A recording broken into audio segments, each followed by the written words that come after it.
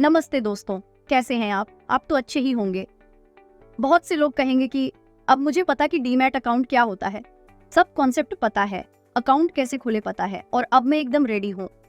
और अब क्या, चलो उठो और मस्त 1-2 शेयर खरीद लो। क्या आप में से किसी ने खरीदे? आपने खरीदे? हाँ। आइए देखते हैं आपने कौन सा शेयर लिया। नमस्ते। अब नमस्ते। शेयर मार्केट में इन्वेस्ट करना शुरू कर दिया आपने? हाँ, सुना है 2 कंपनी में इन्वेस्ट किया। 2 कंपनी में इन्वेस्ट किया। 2 ही? अच्छा, कौन कौन सी? मैंने एक देवयानी का लिया था। देवयानी? अच्छा, कंपनी क्या करती है? बस मैं जल्द ही आता हूँ। रहने दो, समझ गई। जाने दो, बैठो। दूसरी कंपनी कौन सी? Vodafone Idea. Vodafone Idea? हाँ। अच्छा, तो ये कंपनी प्रॉफिट में है क्या? अरे ये वोडाफोन आइडिया है ना, तो लॉस में कैसे रहेगी? ठीक है, नमस्ते, आप जाइए, बाद में बात करेंगे।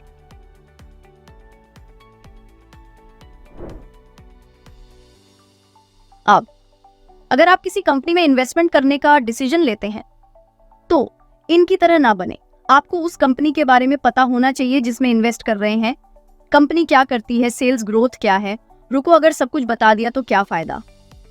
इस वीडियो में आज हम कुछ इंपॉर्टेंट पैरामीटर्स या क्राइटेरिया ये देखने जा रहे हैं और आइडियली वो क्राइटेरिया जाने बिना आप उस कंपनी में इन्वेस्ट मत कीजिए।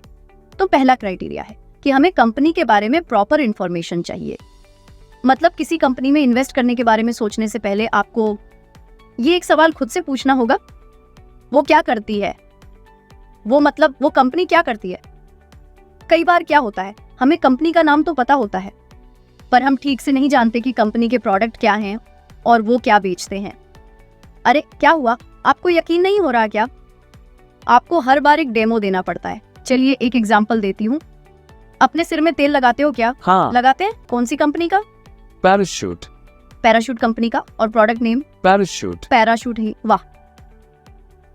तो अब आपको बताती हूँ, भले ही उस ऑयल की बोतल पर पैराशूट लिखा हो पर इस ऑयल को बनाने वाली कंपनी का नाम पैराशूट नहीं है, उस कंपनी का नाम मैरिको है। आप कहेंगे कि मुझे कैसे पता कि ये मैरिको है? तो इसके लिए आपको एक सिंपल वेबसाइट बताती हूँ, screener.in। इस कंपनी ने मुझे पे नहीं किया है, ओके। मैं इस वेबसाइट को यूज करती हूँ और सबसे इंपॉर्टेंट बात कि ये फ्री है, ये इंपॉर्टेंट है। अब screener.in इस कंपनी की वेबसाइट पर जाएं और इस वेबसाइट पर जाने के बाद आपको यहाँ अबाउट सेक्शन है, पीछे की इंफॉर्मेशन नहीं दिखेगी, जाने दो, हमें अबाउट ही देखना है। इस अबाउट अस में आप नीचे देखेंगे कि ये कंपनी क्या करती है और फिर नीचे आप देखेंगे प्रोडक्ट पोर्टफोलियो, मतलब कंपनी क्या बनाती है। यहाँ पहला है कोकोनट ऑयल। और कौन सा कोकोनट ऑयल? पैराशूट। एकदम ओके, एकदम ओके, अभी यही चल रहा है। ओके ठीक है, अब एक और एग्जाम्पल लेते हैं। दूसरा एग्जाम्पल, तुम पिज्जा वगैरह खाते हो? अभी खा के आया। अभी? कौन सा? डोमिनोज। डोमिनोज? इसे कौन सी कंपनी बनाती है? डोमिनोज। मैं जो कुछ भी सवाल पूछूंगी उसका वो ऐसे ही जवाब देने वाला है। पर भले ही आपने डोमिनोज पिज्जा सुना है पर जो कंपनी इस पिज्जा को बनाती है उसका नाम है जुबिलेंट फूड वर्क्स लिमिटेड। और अब आप वापस पूछोगे कि मुझे ये सब कैसे पता है।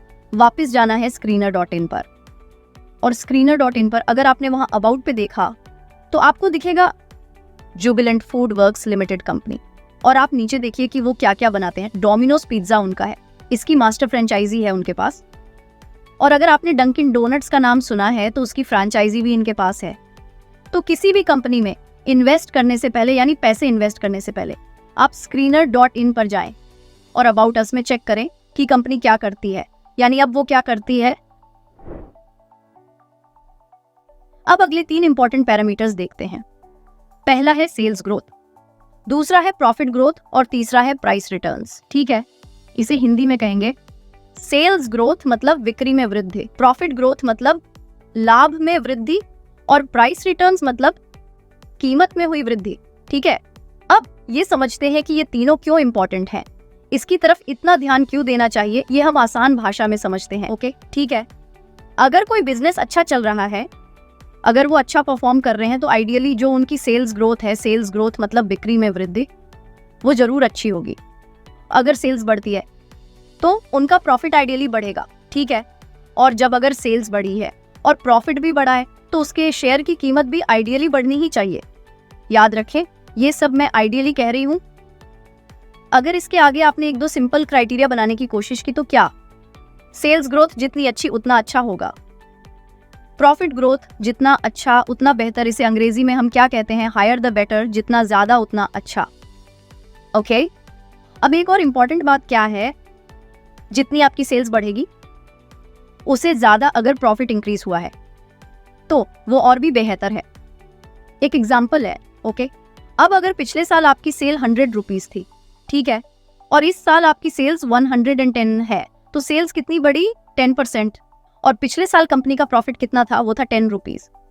इस साल कंपनी का प्रॉफिट 15 रुपीज था। अब प्रॉफिट में कितनी इंक्रीज थी, वो थी 50%, राइट। इस सिचुएशन में प्रॉफिट में इंक्रीज सेल्स में इंक्रीज से ज्यादा होता है, तो ये हमेशा अच्छा ही होता है। अब आपका अगला सवाल होगा कि हम इसे कहाँ देख सकते हैं, तो इसे देखने के लिए आप screener.in का उपयोग करें। screener.in पर नीचे स्क्रॉल करेंगे तो आपको 3 इंपॉर्टेंट बॉक्स दिखेंगे, compounded sales growth, compounded profit growth और स्टॉक प्राइस CAGR। CAGR मतलब इसकी ग्रोथ कितनी हुई। अगर आप देख सकते हैं तो लास्ट कॉलम है वो है TTM। TTM का मतलब है trailing 12 months, latest 12 months data के अकॉर्डिंग उनकी सेल्स 33% से और प्रॉफिट 79% से बढ़ गया है। अब अगले पैरामीटर का नाम क्या है, इसका नाम है कैश फ्लो, और हिंदी में हम इसे नकदी प्रवाह कहेंगे। इसका मतलब कंपनी को पैसे कहां से मिलते हैं। मैं सिंपल एग्जांपल्स देती हूं। अब मान लेते हैं कि एक कंपनी है और कई क्लाइंट हैं जो वहां से सामान खरीदते हैं। क्लाइंट सामान खरीदने के लिए पेमेंट करते हैं, तो पहला कैश फ्लो कहां से आया, उनके प्रोडक्ट्स को बेचने से आया। दूसरा एग्जाम्पल, मान ले कि एक कंपनी किसी जमीन में पैसा लगाती है और 3 साल बाद उसे अच्छी कीमत मिलती है, तो कंपनी जमीन बेच देती है और फिर उन्हें पैसा मिल जाता है। अब ये दूसरा फ्लो है, that is from sale of land, वो जमीन की सेल से है, ठीक है। तीसरा एग्जाम्पल देखते हैं कि कंपनी को पैसों की जरूरत थी, तो वो बैंक गए और बैंक से लोन ले लिया। ये भी तो एक कैश फ्लो का एक प्रकार हुआ है, तो ये भी तीसरा एग्जाम्पल हुआ है। और चौथा, मान ले कि कंपनी ने स्क्रैप बेचा। अरे ये क्या, इतना छोटा कबाड़ी मेरे घर का स्क्रैप लेने आया है क्या वो। हाँ अब ठीक है, बड़ी कंपनियां जो स्क्रैप लेती हैं, अब वो भी तो बहुत बड़ी कंपनियां होती हैं, अब उन्हें भी इस कंपनी को पैसा देना होगा, तो ये भी एक कैश फ्लो ही हुआ, नकदी प्रवाह हुआ। अब अगर मैं आपसे पूछूं कि इन 4 फ्लो में से सबसे इंपॉर्टेंट कौन सा है, राइट, पहला सबसे इंपॉर्टेंट है। क्यों, क्योंकि ये फ्लो जो ओरिजिनल बिजनेस है उससे तैयार हुआ फ्लो है कैश का, ठीक है। तो किसी भी कंपनी का एनालिसिस करते समय ये देखिए, ओरिजिनल बिजनेस से फ्लो जितना ज्यादा कंपनी के लिए उतना अच्छा, ये अच्छे से याद रखना। अब उनका कैश फ्लो कितना है ये मुझे कैसे पता चलेगा, इसके लिए हम screener.in वेबसाइट पे जाएंगे। यहाँ थोड़ा स्क्रॉल करेंगे तो आपको कैश फ्लो सेगमेंट दिखेगा। यहाँ 3 एक्टिविटीज है, cash from operating activity, investing activity और फाइनेंसिंग एक्टिविटी। इसमें हम सिर्फ पहले पॉइंट पर फोकस करेंगे जो है कैश फ्रॉम ऑपरेटिंग एक्टिविटी, यानी ओरिजिनल बिजनेस से मिले पैसे।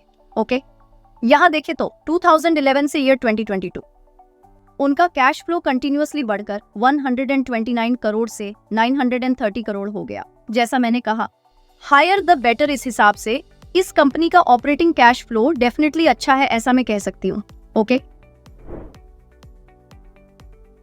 अब तुरंत सिर पे हाथ रख के देखे, गरम हुआ है ना, लगा ही था मुझे। आज हम पहली बार screener.in जैसी वेबसाइट पर गए, तो अब क्या हुआ है, अगर मैंने सब पैरामीटर्स एक ही वीडियो में बता दिए तो इन्फॉर्मेशन ओवरलोड हो जाएगी, तो ऐसा ना हो इसलिए हम आज 5 ही पैरामीटर्स सीखेंगे। मैं आपको होमवर्क भी देने वाली हूँ ताकि सिखाई गई कॉन्सेप्ट पक्की हो जाएगी, ठीक है। आपको screener.in पे देवयानी इंटरनेशनल कंपनी सर्च करनी है और देखना है कि कंपनी क्या करती है, वो क्या करती है ये आप हमें कमेंट में बताएं।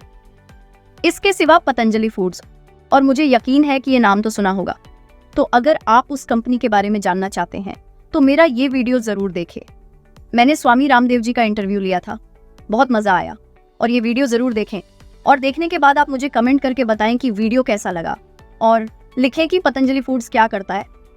अगर आप चाहते हैं कि मैं आपको और 5 पैरामीटर सिखाऊं तो मुझे कमेंट्स में उसके बारे में भी बताएं। वो क्यों, क्योंकि ये चैनल सिर्फ मेरा नहीं हमारा है।